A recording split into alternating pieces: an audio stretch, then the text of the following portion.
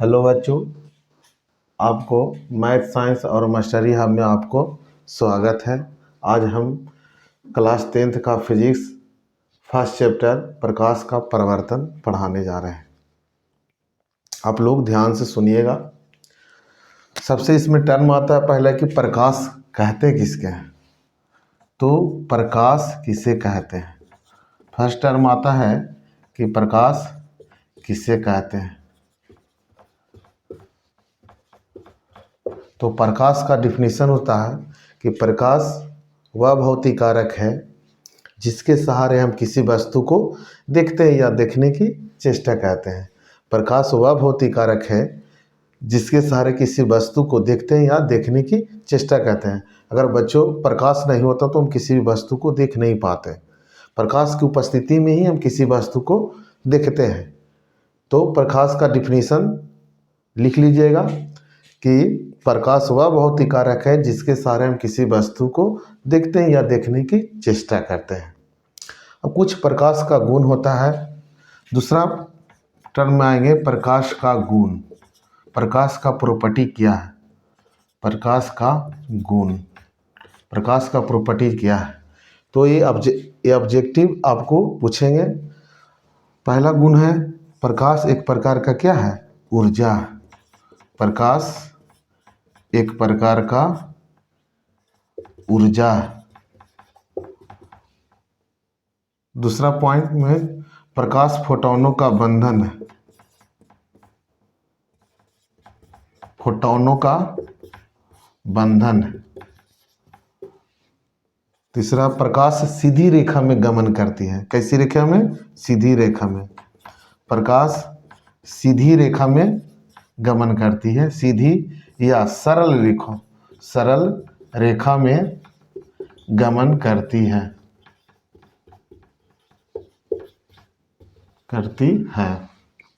चौथा पॉइंट है प्रकाश की प्रकृति अनुप्रस्थ तरंग जैसा होता है।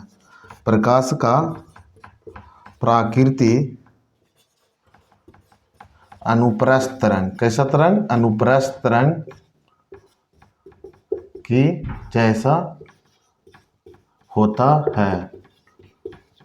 पांचवा में लिखेंगे प्रकाश विद्युत चुंबकीय तरंग है जिसके लिए इसे गमन करने के लिए किसी भी माध्यम की आवश्यकता नहीं पड़ती है। प्रकाश कैसा तरंग है, विद्युत चुंबकीय तरंग है। प्रकाश विद्युत चुंबकीय तरंग है जिसके कारण प्रकाश को गमन करने के लिए किसी भी माध्यम की आवश्यकता नहीं पड़ती है। प्रकाश विद्युत चुंबकीय तरंग है, चुंबकीय, प्रकाश विद्युत चुंबकीय तरंग है। ये आपको 5 पॉइंट लिखाए हैं जो ऑब्जेक्टिव के लिए है। ये आपका ऑब्जेक्टिव में 1 नंबर का क्वेश्चन यहाँ से उठा सकता है। प्रकाश एक प्रकार का क्या है, तो ऊर्जा है। प्रकाश एक प्रकार का क्या है, ऊर्जा है, या फोटोनों का बंधन है, या फोटोनों का क्या है, बंधन है। प्रकाश सीधी या सरल रेखा में गमन करती है। प्रकाश पूछेगा कौन सा रेखा में गमन करती है, तो सीधी या सरल रेखा में गमन करती है। प्रकाश की प्रकृति कैसा है, तो अनुप्रस्थ तरंग के जैसा है। प्रकाश की प्रकृति कैसा है, तो अनुप्रस्थ तरंग के जैसा है। प्रकाश कैसा तरंग है, तो विद्युत चुंबकीय तरंग है जिसके कारण इसको गमन करने के लिए किसी भी माध्यम की आवश्यकता नहीं पड़ती है। अब आते हैं प्रकाश किसे कहते हो गया, प्रकाश का गुण प्रॉपर्टी भी हम लोग पढ़ लिए। अब आते हैं प्रकाश का कुछ स्रोत हैं। अब आता है पॉइंट कि प्रकाश के स्रोत से अब क्या समझते हैं। क्वेश्चन आता है कि प्रकाश के स्रोत से आप क्या समझते हैं। प्रकाश के स्रोत से, प्रकाश के स्रोत से आप क्या समझते हैं या किसे कहते हैं।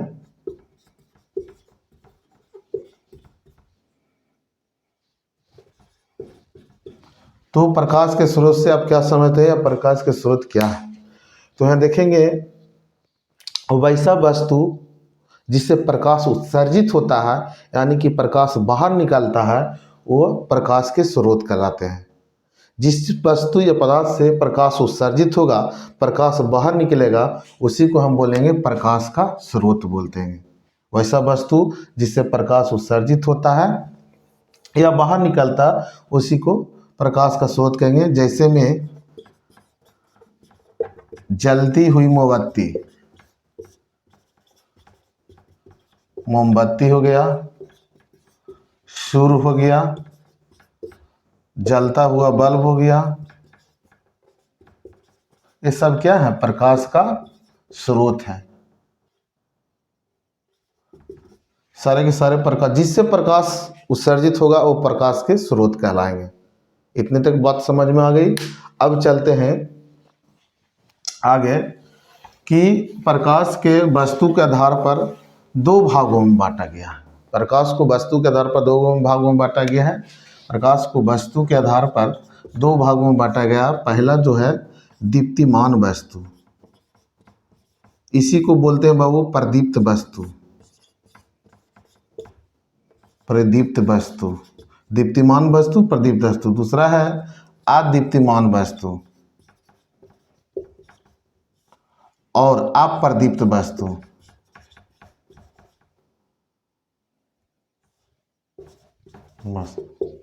प्रकाश के वस्तु के स्रोत पर इसे दो भागों में बांटा गया है, दीप्तिमान वस्तु या प्रदीप्त वस्तु, या अदीप्तिमान वस्तु या अप्रदीप्त वस्तु। एक ही, दोनों एक ही नाम है।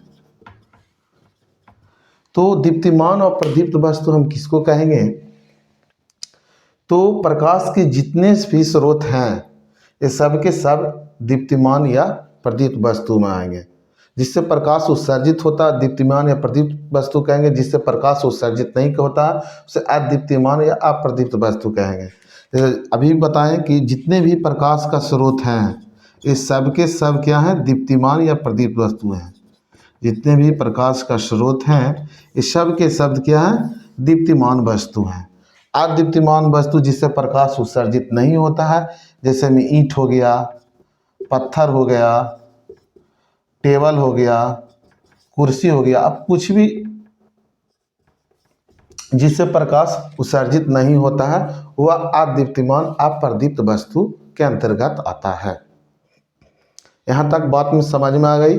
और चलते हैं अगला स्टेज पर। अब आता है बात सर कि किरण हम किसको बोलें? प्रकाश का किरण किसको बोलेंगे? किरण आता है। प्रकाश का किरण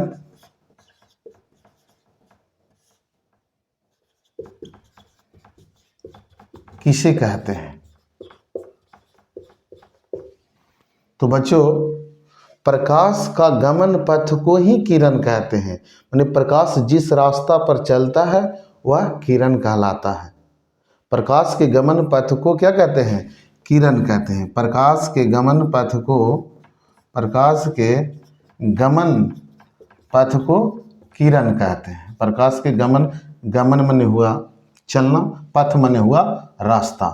प्रकाश के गमन पथ को किरण कहते हैं। जैसे कि हम लोग रोड पर चलते हैं, हम लोग जिस रास्ता पर चलते हैं उसको सड़क नाम दे दिया गया, रास्ता नाम दे दिया। तो इसी प्रकाश के गमन पथ को ही किरण कहते हैं। प्रकाश के गमन पथ को क्या कहेंगे? किरण कहेंगे। यहाँ तक तो समझ में आ गया। अब अगला टर्म आता है किरण पुंज। क्या आता है? किरण पुंज। किरण पुंज हम किसको कहेंगे? किरण पुंज। तो किरणों को समूह को ही किरण पुंज कहा जाता है। किरणों के समूह को क्या कहा जाता है? किरण पुंज। किरणों के समूह को ढेर सारे आकर किरण मिल जाएंगे तो उसी को क्या बोलेंगे? किरण पुंज। किरणों के समूह को किरण पुंज कहते हैं। किरण पुंज किसे कहते हैं? तो किरणों के समूह को किरण पुंज कहते हैं। किरणों के यह तीन प्रकार का होता है। पहला समांतर किरण पुंज, दूसरा अपसारिक किरण पुंज और तीसरा अभिसारिक किरण पुंज होता है। जैसे गांव घर में देखे होंगे अभी ठंडी का मौसम है तो सब लोग जब धान का कटनी होता है उसका नेवारी बनाते हैं, उसके बाद एक पिंज लगाते हैं तो ढेर सारे आटी मिलकर एक पिंज का निर्माण करता है। उसी तरह से किरणों के समूह ढेर सारा किरण मिलकर किरणों के समूह को क्या बोलेंगे? किरण पुंज कहेंगे। किरणों के समूह को क्या बोलते हैं? किरण पुंज कहते हैं। यह 3 प्रकार का होता है। पहला आपका है समांतर किरण पुंज। क्या है? समांतर किरण पुंज। पहला आपका है समांतर किरण पुंज। दूसरा आपका है बच्चों अभिसारी किरण पुंज। क्या है? अभिसारी किरण पुंज। अभिसारी किरण पुंज। और तीसरा आपका है अपसारी किरण पुंज। अपसारी किरण पुंज। तो किरण पुंज 3 प्रकार के होता है। समांतर किरण पुंज, अभिसारी किरण पुंज और अपसारी किरण पुंज। किरण पुंज कितने प्रकार के होते हैं? 3 प्रकार के होते हैं। समांतर किरण पुंज, अभिसारी किरण पुंज और अपसारी किरण पुंज। समांतर किरण पुंज, इसमें प्रकाश की किरण एक दूसरे के क्या होते हैं? समांतर होंगे। वैसा किरण पुंज जिसमें प्रकाश की किरण एक दूसरे के क्या होंगे? समानांतर होंगे, तो उसके समांतर किरण पुंज कहेंगे। प्रकाश की किरण एक दूसरे के क्या होंगे? समांतर होंगे, उसे समांतर किरण पुंज कहेंगे। अभिसारी किरण पुंज किसको बोलेंगे? प्रकाश की किरण, सभी प्रकाश की किरणें एक ही बिंदु, ऐसा किरण पुंज जिसमें प्रकाश की सभी किरणें एक ही बिंदु पर आकर मिलती है, तो उसे हम बोलते हैं अभिसारी किरण पुंज। क्या बोलते हैं? अभिसारी किरण पुंज। सभी प्रकाश की किरणें एक ही बिंदु पर आकर मिलती है, तो उसको बोलते हैं अभिसारी किरण पुंज। समांतर किरण पुंज का उदाहरण हो जाएगा जैसे लेजर लाइट देखो होंगे। लेजर लाइट, उसका किरण दम एक समांतर दम जाता है, एक दूसरे के समांतर रहता है, तो लेजर लाइट किस में हो जाएगा? इसमें हो जाएगा लेजर लाइट। उदाहरण में क्या हो जाएगा? Laser light. और अभिसारी किरण पुंज में क्या होगा? जैसे आप देखे होंगे बच्चा में स्टोन बॉक्स होता था, और ई स्टोन बॉक्स में एक ऐसा इस तरह का एक लेंस रहता था, और देखते थे कि नीचे कागज रख देते थे और सूर्य के प्रकाश से ऐसे सूर्य के प्रकाश से देखा तो कागज जल जाता था, तो कहता कि जादू हम कर दिए। बच्चे लोग क्या कहता कि जादू कर दिए। तो ये किसके कारण होता है? अभिसारी किरण। सभी प्रकाश की किरण एक ही बिंदु पर आकर मिल जाते हैं, जिसके कारण अधिक ताप के कारण वह कागज जल पाता था। अपसारी किरण पुंज किसको बोलेंगे? प्रकाश की सभी किरणें एक बिंदु से चारों तरफ फैल जाएगा, एक बिंदु से चारों ओर फैल जाएगा, उसको अपसारी किरण पुंज कहेंगे। एक ही बिंदु से सभी किरणें फैलाव हो जाएगा, मैंने वैसा किरण पुंज जिसमें प्रकाश की सभी किरणें एक बिंदु से चारों तरफ फैल जाती है, उसे अपसारी किरण पुंज कहते हैं। इसमें हो जाएगा जैसे टॉर्च, जब हम टॉर्च को जलाते हैं तो वह प्रकाश चारों तरफ क्या हो जाता है? फैल जाता है। तो इसको उदाहरण के लिए क्या हो जाएगा? टॉर्च हो जाएगा। क्या हो जाएगा? टॉर्च हो जाएगा। तो आप इतना बात समझ में आए होंगे कि सबसे पहले किरण किसे कहते हैं? तो प्रकाश के गमन पथ को किरण कहते हैं। किरण पुंज के किरणों के समूह को किरण पुंज कहते हैं। समांतर किरण पुंज 3 प्रकार के होते हैं। पहला समांतर किरण पुंज, दूसरा अभिसारी किरण पुंज और तीसरा अपसारी किरण पुंज होता है। पहला समांतर किरण पुंज, दूसरा अभिसारी किरण पुंज, तीसरा अपसारी किरण पुंज होता है। यहाँ तक तो बात समझ में आ गया बच्चों। तो अब चलते हैं कि किरणों के आधार पर ही प्रकाश के वस्तुओं को 3 भागों में बांटा गया। किरण के आधार पर पहला पारदर्शी, किरणों को आर पार के आधार पर। तो पहला होता है पारदर्शी पदार्थ, दूसरा होता है अपारदर्शी और तीसरा होता है पारभासी। तो इस चीज़ को समझेंगे। किरणों को आर पार होने के आधार पर प्रकाश को 3 भागों में बांटा गया है। यहाँ तक तो समझ में आ गया। अब चलते हैं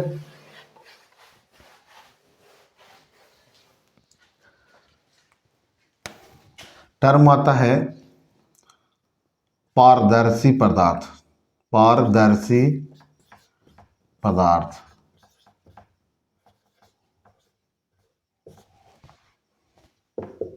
वैसा पदार्थ जिसे प्रकाश की किरण आसानी से आर पार हो जाता है, उसे पारदर्शी पदार्थ कहते हैं। जैसे कांच हो गया, कांच, प्लास्टिक। पारदर्शी पदार्थ वैसा पदार्थ जिससे प्रकाश का किरण आसानी से आर पार हो जाता है उसे पारदर्शी पदार्थ कहते हैं। दूसरा में हो गया जिस अपारदर्शी पदार्थ,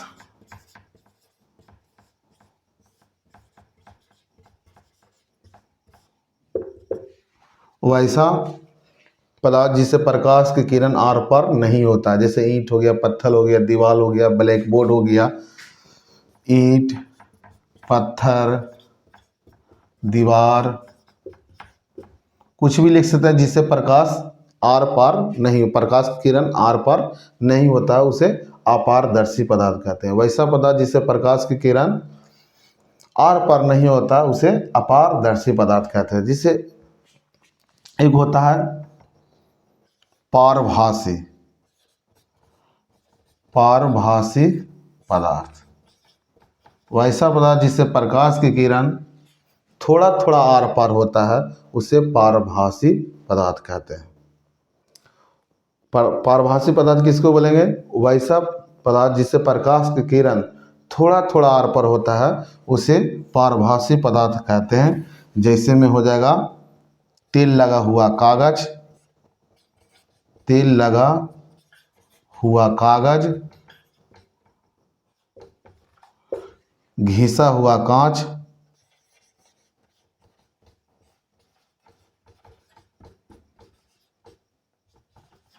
कांच, घिसा हुआ कांच, टूटा हुआ शीशा।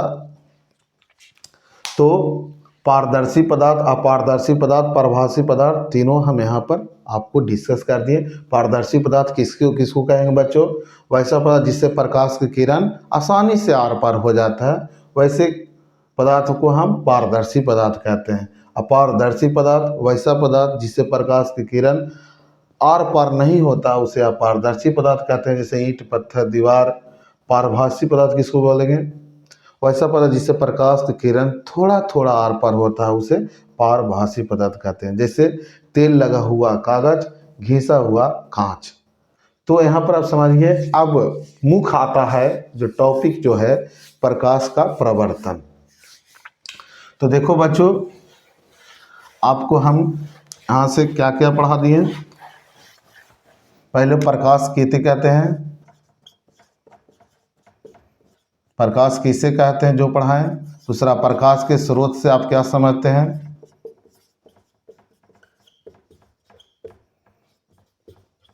से आप क्या समझते हैं। तीसरा में हम बताएं कि प्रकाश के स्रोत वस्तु के आधार पर प्रकाश को दो भागों में बांटा, दीप्तिमान वस्तु और दूसरा अदीप्तिमान वस्तु। चौथा हमने पढ़ाया कि किरण किसे कहते हैं।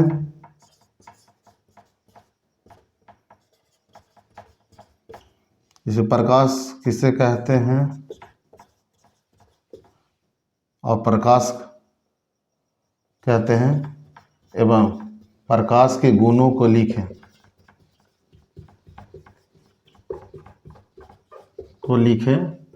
ये आपको पूछ सकता है। किरण किसे कहते हैं, किरण पुंज किसे कहते हैं, किसे कहते हैं, किरण पुंज कितने प्रकार के होते हैं,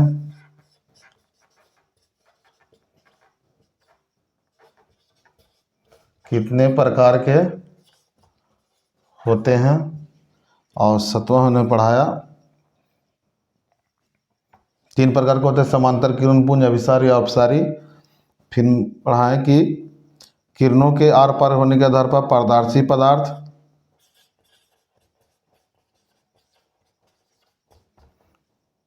पारभासी,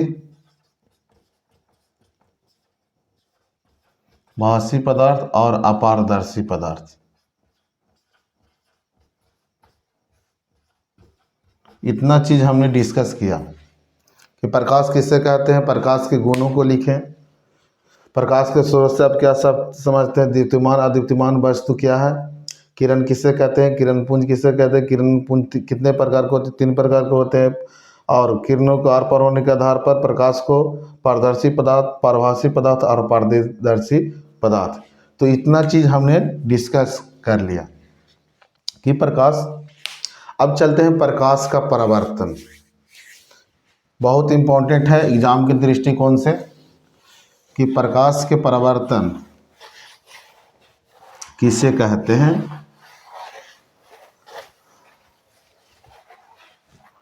प्रकाश का परावर्तन। अब यहाँ पर आते हैं कि प्रकाश का परावर्तन किसे कहते हैं। प्रकाश का परावर्तन किसे कहते हैं, तो समझेंगे किसी माध्यम से आ रही प्रकाश की किरण किसी समतल सतह पर टकराने के बाद पुनः अपने ही माध्यम में लौट जाती है। इस घटना को ही प्रकाश का क्या कहते हैं, परावर्तन कहते हैं। किसी माध्यम से आ रही प्रकाश की, जैसे समतल सतह हो गया, थोड़ा और नीचे ले लेते हैं, ये समतल सतह हो गया। किसी बिंदु सूर्य से आ रही प्रकाश की किरणें किसी समतल सतह पर पड़ने के बाद पुनः अपने ही माध्यम में लौट जाती है। इस घटना को ही क्या बोला जाता है, प्रकाश का परावर्तन बोला जाता है। किसी बिंदु स्रोत से आ रहे प्रकाश के या किसी माध्यम से आ रहे प्रकाश की किरणें किसी समतल सतह पर पड़ने के बाद पुनः अपने ही माध्यम में लौट जाती है। इस घटना को ही प्रकाश का परावर्तन कहा जाता है। तो यहाँ डिफाइन करेंगे, किसी बिंदु स्रोत से आने वाली किरण को क्या बोलते हैं, आपतित किरण बोलते हैं। आपतित किरण कहा जाता है। क्या कहा जाता है, आपतित किरण कहा जाता है।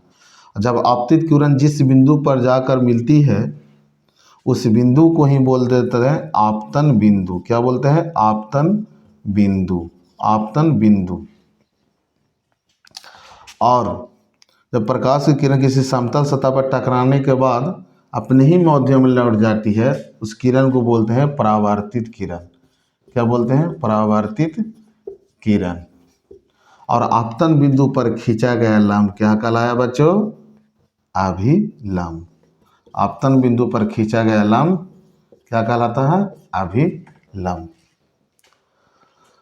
इसको बढ़िया से डिफाइन करेंगे। और आपतित किरण और अभिलंब के बीच बना कोण को आपतन कोण कहते हैं। क्या कहते हैं, आपतन कोण कहते हैं। इसको कोण आई से सूचित करते हैं। और अभिलंब और परावर्तित किरण और अभिलंब के बीच बना कोण को परावर्तन कोण बोलते हैं। क्या बोलते हैं, परावर्तन कोण। परावर्तन कोण को आर से सूचित करते हैं।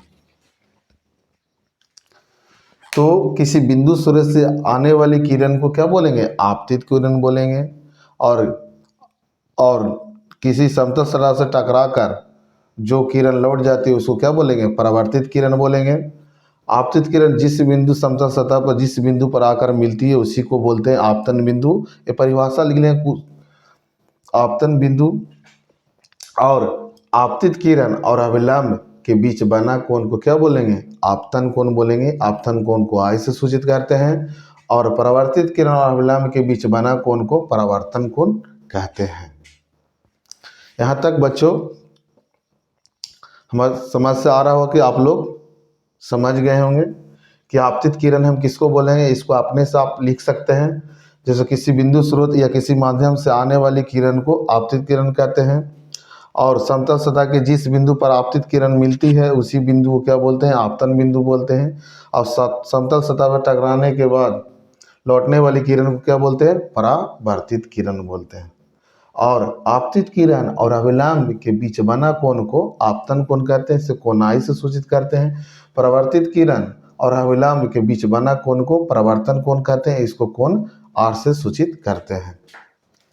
यहाँ तक तो बात समझ में आया गया होगा बच्चों कि प्रकाश का परावर्तन बहुत इम्पोर्टेंट है। इससे यहाँ से सवाल पूछे जाते हैं।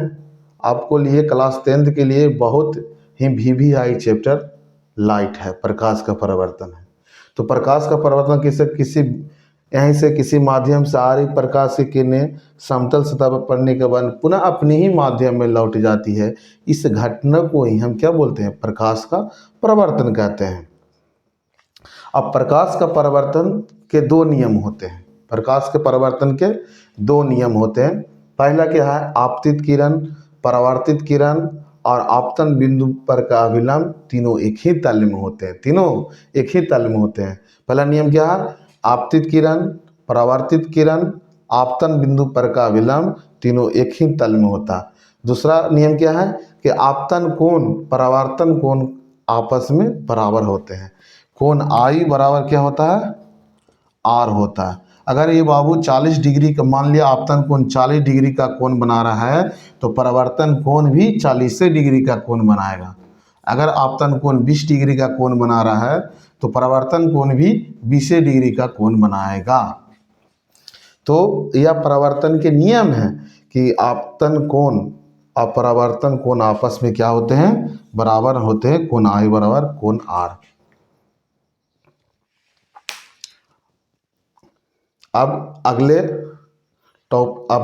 पार्ट में हम दर्पण पढ़ाएंगे। दर्पण क्या है, दर्पण कितने प्रकार के होते हैं और इसके बारे में डिस्कस अगले वीडियो में देखेंगे। अगर वीडियो अच्छा लगा होगा तो लाइक और सब्सक्राइब करें। धन्यवाद।